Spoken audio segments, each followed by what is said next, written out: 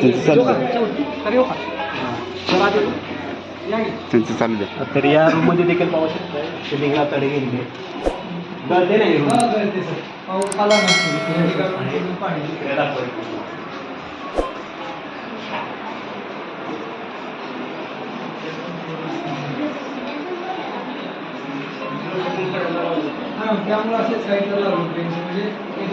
Ceiling तडे गेल्यामुळे मुलांना असं बसवलेलं आहे मी.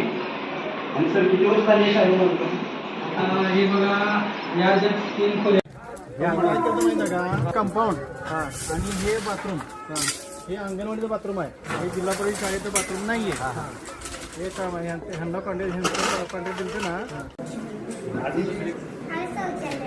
शौचालयाचे काय ना शौचालयाचा मुद्दा आता म्हणला या जिल्हा परिषद शाळेचं ग्राउंड आहे. तुम्ही बघू शकता चिखल किती झाला आहे. मुलांनी खेळायचं किंवा पावसाळ्याला कसं उभारायचं पूर्ण तुम्ही बघू शकता चिखल किती दिसते. पाणी आहे, पावसाचं पाणी नाही. आपण पाहू शकता हे कंपाऊंड आहे शाळेचं आणि बाथरूम एकच आहे. हे दाखवा असं पडलेलं ही इथली एक शिल्लक ठेवलं.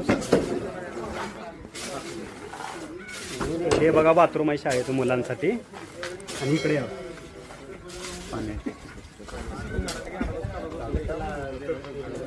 हे एवढे एकच मुलींसाठी आहे.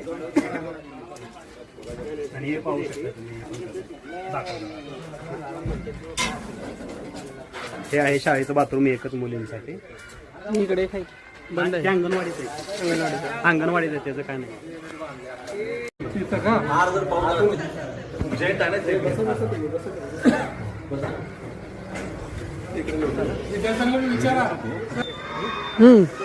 तरी जिल्हा परिषद शाळेची जे मुलांना स्वयंपाकगृह आहे तिथे आहार बनवला जातो. त्याची पण आपण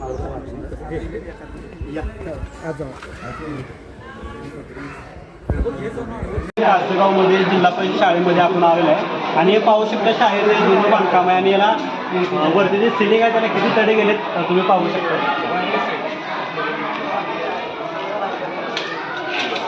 आणि या प्रत्येक वर्गामध्ये पण आपण तुम्हाला म्हणजे प्रत्येक खोलीची अवस्था पण कशाने ते दाखवतो.